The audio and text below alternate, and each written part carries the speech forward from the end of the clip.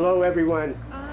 Welcome to Marcus Bookstore, the oldest African-American owned independent bookstore in the nation, a landmark in both Oakland and San Francisco, California.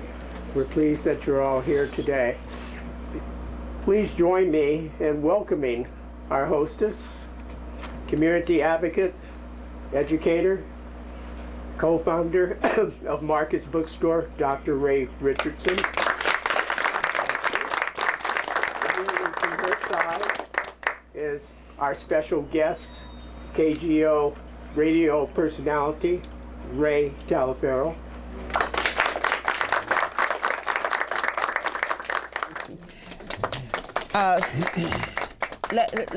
Let me say something. You understand you're being televised. And if any of you do not want your picture shown if you're supposed to be somewhere else, please raise your hand so we can assure you that kind of privacy. Okay? All right. Ray, I can't tell you what a thrill it is. It really is a thrill. And what I'd like for this audience to know, when I started in broadcasting, and I started in 1967 on KNEW. And I did not know the full significance of my being asked to go on the air to do a talk show, and that was with KNEW Metro Media. I didn't realize at the time that I started that I would become the first black person in America on a general market station. I didn't realize that. I just knew that it was an awful lot of fun to do it, and I would hope that I would be able to accomplish something.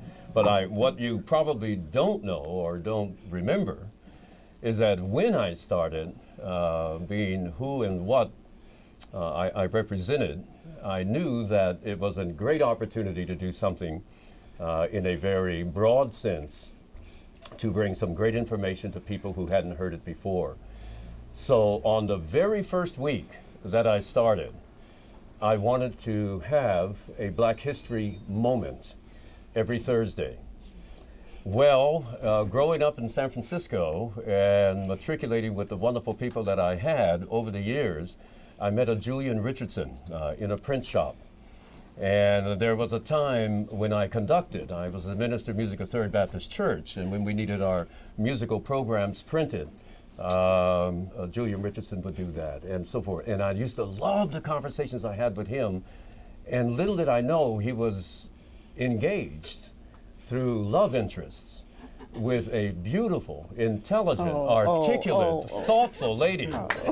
And so it was one thing for me to meet Julian Richardson, but it was yet again, I've always loved lovely ladies like Doris Ward, when one day when I walked in, and there was Ray, and he said, Ray, I want you to meet my wife. And there was this jewel, and I just admired her. So when I was told that I was going to be on the air, from the first week I was on the air for a long period of time on Thursday, I called Dr. Richardson and I said, would you do the country a favor, please, at 8 p.m. I'd love to have you on, and if you could prepare a Black History moment. And you did.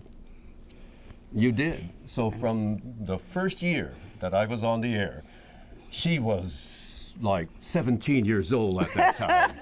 But, more 12. But from the very first moment that I was on the air, Raye Richardson was a part of my show. And all this time she's been a part of my life and a part of my thought process. And so I can't tell you the influence you've had on me. Well, thank you. Thank you muchly. Thank you. And when I look at what is happening today, after all that is said and done, and all that we've been through, all the presidents we've been through, all the elections we've gone through, goodness knows, did you think in your lifetime that you would see a Barack Obama, certainly a president with that name, let alone an African American with that name become president? Probably not the name. But you know what, Ray? It is so nice to have a black person in authority who is not defined by grandson of a slave. I am so happy he is not. You know, his unless his mother was, and I don't think she was. But we have been so defined historically by slavery, and it's as if we didn't exist before that.